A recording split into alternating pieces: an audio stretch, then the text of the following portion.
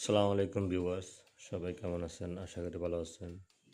আজকে দেখাবো আপনাদেরকে আমাদের কিচেনের যেটা কাউন্টার ছিল, ওটা প্রথমে একটু ছোট ছিল।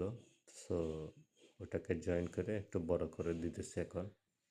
এখানে হবে যে চুলা, এটা টপ কাউন্টার, এখানে গ্যাসের চুলা রাখা হবে, এখানে মাটির চুলা। এটা হচ্ছে সেই টপ কাউন্টার যেটা জয়েন করে আবার একটু বড় করছি। মূলত কাজটি করতেছে আমার ফুফাতো ভাই মিস্টার মাহমুদ কন্ট্রাক্টর। এটা হচ্ছে সেই লোভার পিলার। বাম পাশে যে চারটার কথা বলছি, এই তিনটা জমানো হয়ে গেছে, পিলার সহ চারটি। এগুলোর পরে ডান পাশে টোটাল 6টি হবে। সো কাজটি কেমন হলো একটু জানাবেন।